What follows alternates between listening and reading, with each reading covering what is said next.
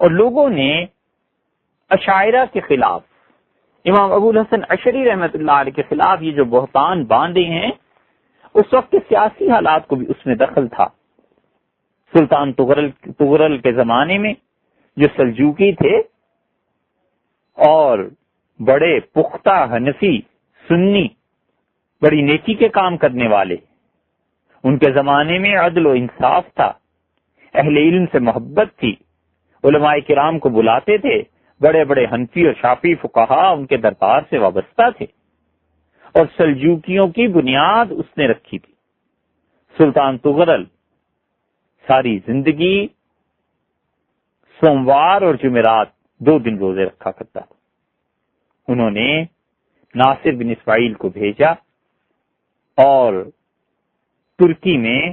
قسطنطنیہ میں جمعہ پڑھوایا اور ان کے نام کا خطبہ پڑھا گیا، اور انہوں نے ترکی والوں پر خاص طور پہ بہت زیادہ اپنی عنایات اور اپنے احسانات کا دروازہ کھول رکھا تھا۔ ان کے وزراء میں ایک وزیر تھا ابو نصر منصور کندری۔ یہ شخص معتزلی تھا، بہت ہی خراب عقیدے کا۔ اس نے آہستہ آہستہ قرب حاصل کیا سلطان کا، تو سلطان چونکہ اپنے عقیدے میں بڑے پختہ تھے، اس نے کہا کہ آپ کی مملکت میں بہت سے لوگ ایسے ہیں جن کا عقیدہ درست نہیں رہا، تو بادشاہ وقت کا فرض بنتا ہے کہ لوگوں کے عقیدے کا تحفظ کرے اور لوگوں کو اسلام کی تلقین کرے۔ سلطان نے کہا بالکل میرا فرض بنتا ہے کہ میرے زمانے میں لوگ ایسے نہ ہو کہ کہیں کفر پہ مر جائیں اور اللہ کے یہاں جواب دینا پڑے۔ تو اس نے کہا ہمیں چاہیے کہ جو لوگ بدعات اختیار کرتے ہیں اور غلط عقیدہ ہے ان پر لعنت بھیجی جائے۔ بہت سے لوگوں نے مشورہ دیا اور سلطان اپنی پوری نیکیوں کے باوجود یہ مان گئے، اور کندری نے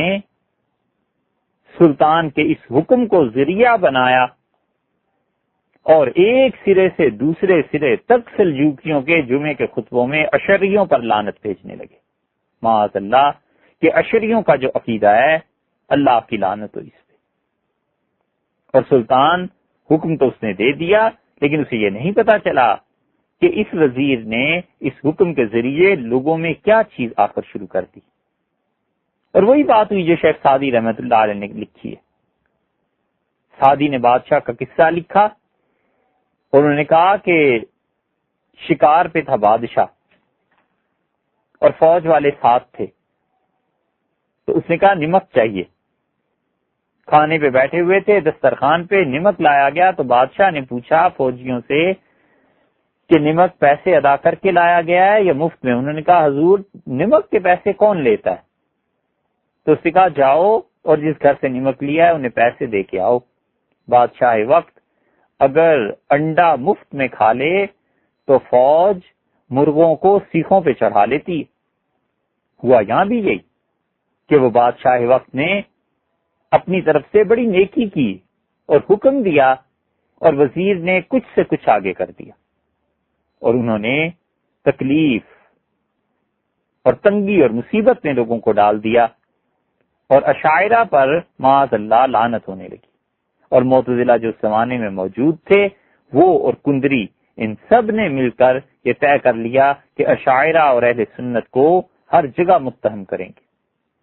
اور مصیبت یہ کہ معتزلہ امام ابو حنیفہ رحمۃ اللہ علیہ کی فقہ پر عمل کرتے تھے، اور عقیدے کے اعتبار سے ماتریدی ہونے کی بجائے یا اشعری ہونے کی بجائے وہ معتزلی تھے، اور لوگوں میں شافعی المسلک اور جن لوگوں کا عقیدہ امام ابو الحسن اشعری رحمۃ اللہ علیہ کے مطابق تھا ان پر ظلم کرنے لگے۔ لیکن یہ بات کب تک چل سکتی تھی؟ نتیجہ اس کا یہ نکلا کہ علماء نے خط لکھنے شروع کیے، اور امام بہقی رحمۃ اللہ علیہ نے امید الملک کی طرف خط لکھا، اور اسی طرح جتنے بھی اس زمانے کے علماء تھے انہوں نے اپنے اپنے زمانوں میں خط لکھے، اور امام بہقی رحمۃ اللہ علیہ نے بہت اچھا خط لکھا حکومت والوں کو، اور انہوں نے امام ابو الحسن اشعری رحمۃ اللہ علیہ کی تعریف بیان کی۔ انہوں نے کہا کہ آپ کی مملکت میں کچھ عرصے سے مذہبی لوگوں پر دائرہ تنگ ہوتا چلا جا رہا ہے، اور جب سے معتزلہ اور یہ حضور اقدس صلی اللہ علیہ وسلم پر تنقید کرنے والے اور صحابہ کرام رضی اللہ عنہم کو برا کہنے والے یہ آپ کے مزاج میں اور آپ کے مشوروں میں شامل ہوئے ہیں، انہوں نے آپ سے غلط کام کرانے کی ٹھان لی۔ بلغت النوبۃ الی شیخنا ابی الحسن الاشعری رحمہ اللہ، یہاں تک کہ اب نوبت ہمارے شیخ ابو الحسن اشعری رحمۃ اللہ علیہ پہ پہنچ گئی، اور ابو الحسن اشعری رحمۃ اللہ علیہ نے اللہ کے دین میں کوئی نئی بات ایجاد نہیں کی، انہوں نے کوئی بدعت اختیار نہیں کی، بل اخذ اقابیل الصحابہ والتابعین، انہوں نے تو وہی بات کی ہے جو حضور اکرم صلی اللہ علیہ وسلم سے صحابہ کرام رضی اللہ عنہ نے عقیدہ سیکھا تھا، اور جو کچھ تابعین نے عقیدے کو بیان کیا تھا، اور ان کے بعد جو دین کے اصول میں ائمہ کرام نے جو کچھ بیان کیا ہے، آج ہم سب کا عقیدہ وہی ہے۔ اگر کوئی یہ شخص کہتا ہے کہ حضور اقدس صلی اللہ علیہ وسلم کسی اور عقیدے کے ساتھ آئے تھے تو پھر وہ جانے، باقی ہمیں یہ پتا ہے کہ جو عقیدہ نبی کریم صلی اللہ علیہ وسلم چھوڑ کے گئے ہیں، ابو الحسن اشعری رحمۃ اللہ علیہ نے وہی بیان کیا تھا، اور اہل سنت والجماعت کا وہی عقیدہ ہے۔ من مضى من الائمہ، اور ائمہ کرام رحمہم اللہ جو پچھلی صدیوں میں گزرے ہیں، کا ابی حنیفہ و سفیان الثوری، جیسے امام ابو حنیفہ رحمۃ اللہ علیہ، سفیان ثوری رحمۃ اللہ علیہ جیسا محدث اہل کوفہ میں سے، اور شام والوں میں سے امام اوزاعی رحمۃ اللہ علیہ، اور مدینہ منورہ میں امام مالک، اور مصر میں امام شافعی، اور حرمین شریفین میں ان دونوں حضرات کے پیروکار، اور جو کچھ بھی حجاز میں اور جو کچھ بھی باقی شہروں میں ان کے ماننے والے ہیں، جیسے امام احمد ابن حنبل رحمۃ اللہ علیہ وغیرہ، لیث ابن سعد، ابو عبداللہ محمد بن اسماعیل البخاری، امام مسلم، اور اسی طرح جتنے بھی حضور اقدس صلی اللہ علیہ وسلم کی احادیث کو یاد کرنے والے تھے، یہ سب لوگ مل کے جو عقیدہ چھوڑ کر گئے ہیں، آج ہم سب کا وہی عقیدہ ہے۔ وصار رأسا فی العلم من اہل السنہ، اور یہ اہل سنت والجماعت کے امام تھے، یعنی امام ابو حنیفہ، اوزاعی، سفیان ثوری، مالک، احمد ابن حنبل، امام بخاری، امام مسلم، فی قدیم الدہر و حدیث،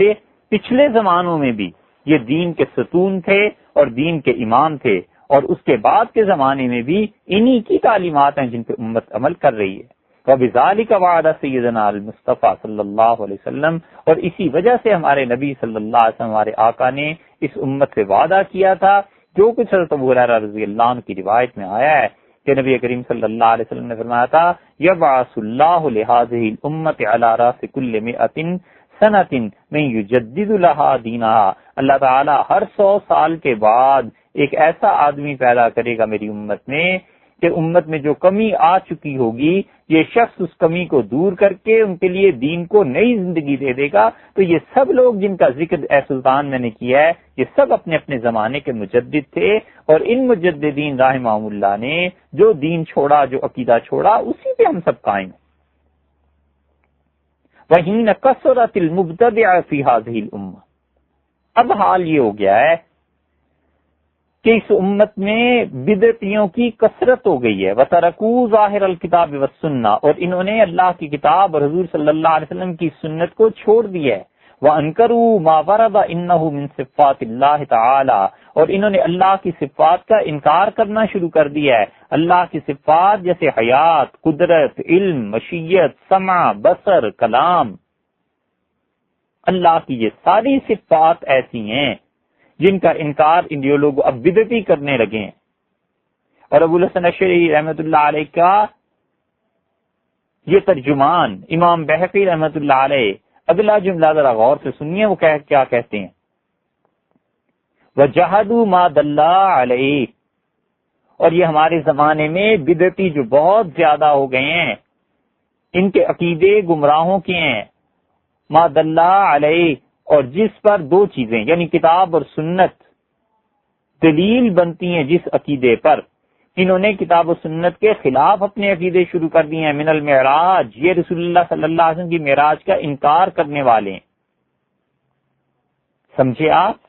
امام بہقی رحمۃ اللہ علیہ نے اپنے زمانے کے بدعتیوں کا ذکر کیا ہے کہ اہل سنت والجماعت کا عقیدہ یہ نہیں ہے، یہ اب نئے نئے اٹھے ہیں اور وہ عقیدے بیان کرتے ہیں کہ کتاب و سنت میں وہ عقیدہ نہیں آیا۔ وعذاب القبر، اب یہ قبر کے عذاب کا انکار کرتے ہیں۔ والمیزان، قیامت میں نام عمل تلنے کا، اعمال کے تلنے کا انکار کرتے ہیں. وَأَنَّ الْجَنَّةَ وَالنَّارَ مَخْلُوقَتَانِ، اور یہ کہتے ہیں کہ جنت اور جہنم یہ دونوں مخلوقیں ہیں، تباہ ہو جائیں گی. اور یہ انکار کرتے ہیں کہ ایمان والے جہنم سے سزا پانے کے بعد پھر جنت میں جائیں گے. وَمَا لِنَبِيِّنَا صلی اللہ علیہ وسلم، اور جو کچھ ہم نے اپنے عقیدے میں سیکھا ہے کہ ہمارے نبی صلی اللہ علیہ وسلم کے لیے کیا چیزیں قیامت میں پیش کی جائیں گی، ان کی خدمت عالیہ میں، من الحوض والشفاع، حضور اقدس صلی اللہ علیہ وسلم کے حوض کوثر کا انکار کرتے ہیں، ان کی شفاعت کا انکار کرتے ہیں. وَمَا لِأَهْلِ الْجَنَّةِ مِنَ الرُّؤْيَا، اور جنت والوں کو جو اللہ تعالیٰ کی زیارت نصیب ہوگی اس کا انکار کرتے ہیں. وَإِنَّ الْخُلَفَاءَ الْأَرْبَعَةَ، اور جو خلفائے اربعہ تھے، سیدنا ابو بکر، عمر، عثمان، علی رضی اللہ تعالی عنہم، وہ سب کے سب اس بات کے قائل تھے. اور یہ اب ایسے گمراہ اٹھے ہیں کہ زعموا ان شیئا من ذلک لا یستقیم علی العقل، کہتے ہیں ان کا گمان یہ ہے کہ کوئی چیز جب تک عقل میں نہ آئے وہ عقیدہ بنتی نہیں. یہ ہیں ہمارے زمانے کے گمراہ اور اللہ کی راہ سے روکنے والے، حضور اقدس صلی اللہ علیہ وسلم کی شفاعت سے انکار کرنے والے، حوض کوثر سے انکار کرنے والے، عذاب قبر سے انکار کرنے والے، معراج سے انکار کرنے والے. اور پھر امام بہقی رحمۃ اللہ علیہ نے اور بھی لکھا ہے، بڑا تفصیلی خط ہے ان کا، جس کے کچھ حصے سبکی نے طبقات الشافیہ میں نقل کیے ہیں.